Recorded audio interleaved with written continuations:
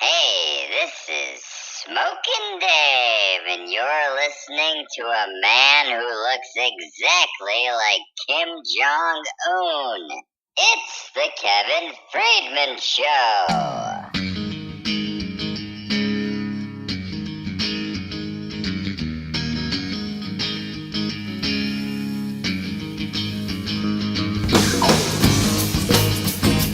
Hey now, it's Tuesday, June 12th, and another SportsGossip.com podcast is on the air. I'm your host, Kevin Friedman, along with my announcer, Smokin' Dave, and together we will bring you 10 of the hottest stories off the SportsGossip.com website. Dave, what was with that intro? I look nothing like Kim Jong-un. I heard some fellow employees say it, so I went with it. Oh, what employee said I look like Kim Jong-un? Well, I don't want to rat anybody out, but it was Blind Mike, the security guard. Yeah, well, you just ratted him out in 0.5 seconds. And no offense to Mike, because he is a great security guard. But how does he know what I look like? How does he know what Kim Jong-un looks like? Simple. He's felt your face, and before he worked here, he was Kim Jong-un's personal security guard in North Korea. Yeah, well, Blind Mike's crazy. Again, he's a great security guard, but I look nothing like Kim Jong-un. Everybody knows I look like a slightly less muscular, slightly more handsome version of The Rock. Now give us that first story. LeBron says he played the last 3 games of the finals with a broken hand. So after the Cavs got swept by the Warriors in the NBA Finals, LeBron showed up to Game 4 of the press conference with a cast on his right hand. He claims he broke it after Game 1 when he punched a whiteboard in frustration after a combination of the bad calls by the refs and the J.R. Smith debacle. Now I will admit, after that Game 1 loss, the series was pretty much over. Everybody knew it, and everybody knew the Cavs got screwed. So whether LeBron was playing with a broken hand or he was 100%, it wasn't going to make a difference. That being said, LeBron's got to be smarter than this. You can't blame him for being frustrated and angry and punching something after the game. But if you're going to punch something, punch a pillow or a couch. Don't punch a whiteboard. And as far as a broken hand, I'm not buying it. I'm not saying he didn't injure his hand because I believe he did. But you just can't play basketball with a broken hand. I don't care who you are. Did he probably sprain it? Yes. Was it wise of him to keep the injury a secret? Yes. Golden State would have tried to take advantage of it if they knew. But for him to come out to the Game 4 press conference with a cast on his hand is a weak move. At the Game 2 press conference, he was holding an apple. And at the Game 3 press conference, he was squeezing a ball. Now all of a sudden, after Game 4, he's got a cast on his hand. To me, that's just LeBron making more excuses on why he lost. And the sad thing is, it's totally unnecessary. He might have played at an all-time high level in this playoffs, and nobody blames him for losing this series. His teammates stink, and the team he was playing is just too good. So he doesn't need the excuse of having a broken hand as the reason they lost this series. And the fact that he showed up to the press conference wearing a cast on his hand makes me lose a little respect for him, to be honest. You couldn't go one more hour without a cast and talk to the press? We all know you could, and we all know the reason you put the cast on was to try and garner some sympathy. If you ask me, LeBron's a big whiner. I once played in a shuffleboard tournament with broken testicles, and you didn't hear me complaining about it. Yeah, how'd you do in that tournament? I lost in the first round to a 93-year-old woman with cataracts. Well, I'm sure you gave her a tough battle. Now what's next? Cavs fans jump Warriors fans after Game 4 in Cleveland. Well, if you're a regular listener to this podcast, then you know we love when fans fight in the stands or in the streets after a game. But this next story is just disturbing. You can go to sportsgossip.com to watch a video of 2 Warriors fans walking down the street after the game, just a block from the arena. One's wearing a Steph Curry jersey, the other a Durant jersey. They walk about a half block before getting jumped by about 5 Cleveland fans who just start beating the shit out of them. And the pussy filming this video is just standing there laughing. These Warriors fans did nothing wrong. They were just walking down the street, probably going back to their hotel, and they get savagely beaten by a group of stupid Cavs fans. The most frustrating thing about this is that nobody was arrested. I mean, where are the cops? You're a block from the arena. Watching this video infuriates me. There's tons of people around when this is going down, and nobody helps these guys out. I don't care if they're Warriors fans or what. They're human beings, and they're getting savagely beaten for no reason. Somebody should have stepped up and helped them out. I only wish I was there. If any of you pussy Cleveland fans who were involved in this happen to hear this podcast, I pray you contact me. I would love to fight you and get some revenge for these Golden State fans. Again, you can watch this video yourself at sportsgossip.com, but beware, it is pretty disturbing. Dave, what's next? Nobody was happier than Swaggy P to be an NBA champ.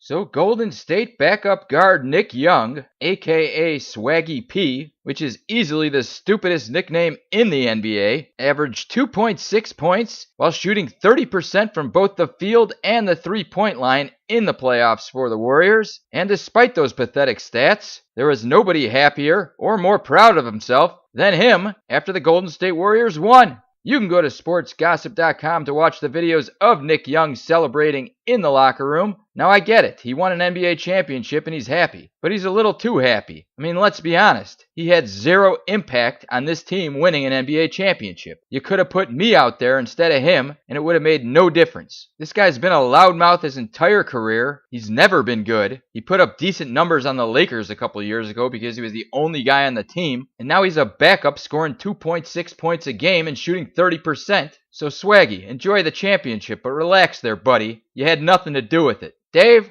what's next? Alex Ovechkin and his wife had a guest in their bed.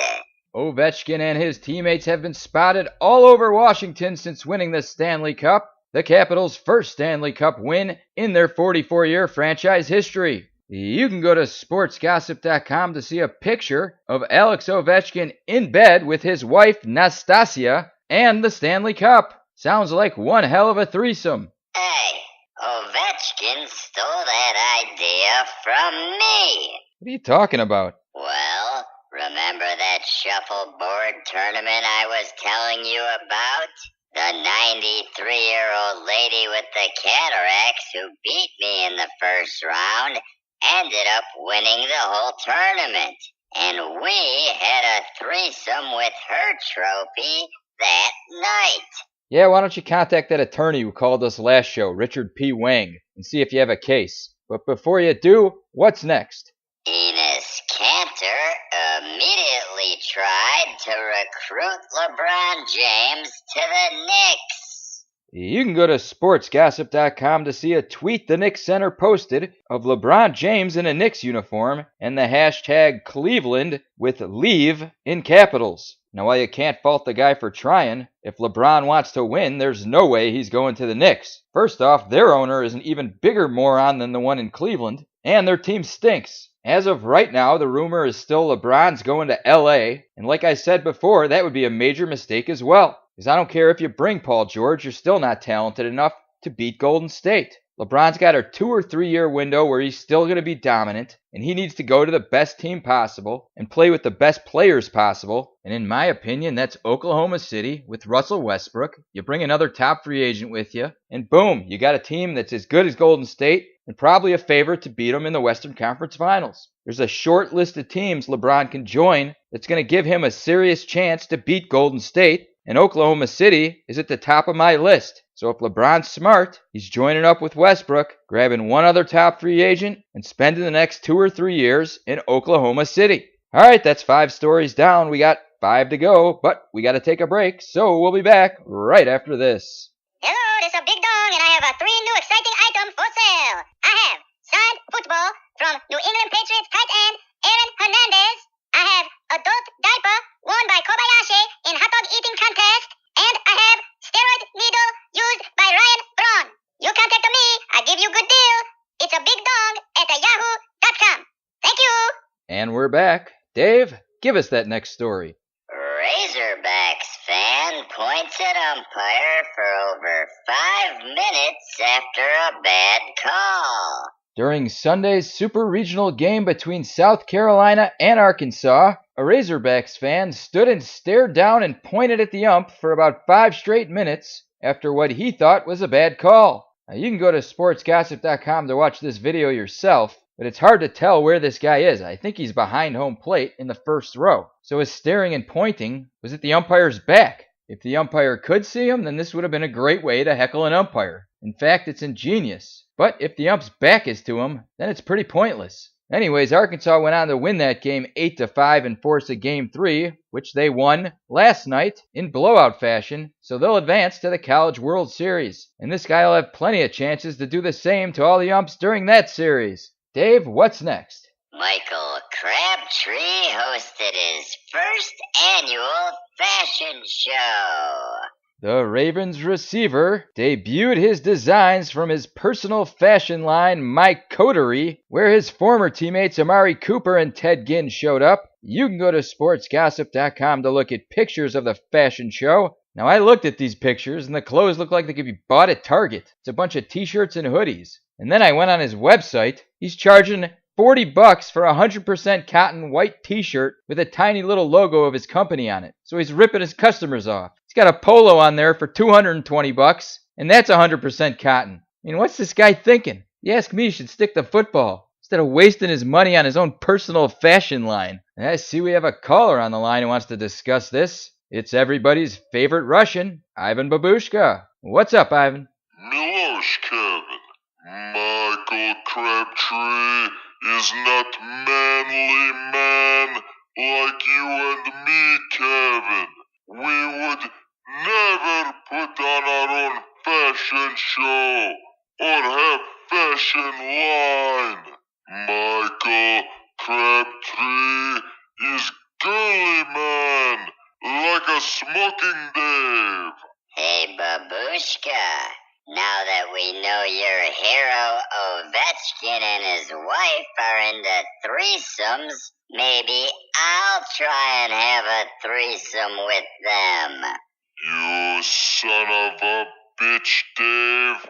Alex Ovechkin would never have a threesome with you. Alright guys, break this up. Ivan, thank you for the call. Dave, what's next? Bad lip reading NBA 2018 is here. Yes, now that the NBA season is over, the hit YouTube channel Bad Lip Reading has come out with their NBA version of Bad Lip Reading for the 2018 season. It's about a 5.5-minute video which you can watch at sportsgossip.com. I thought it was very funny. The two best lines come about 50 seconds in, with Russell Westbrook yelling at some guy that he went to summer camp, followed by Porzingis talking about how white he looks. It's pretty funny. You can check it out at sportsgossip.com. Dave, what's next? College baseball player Brady Smith looks identical to Matt Damon.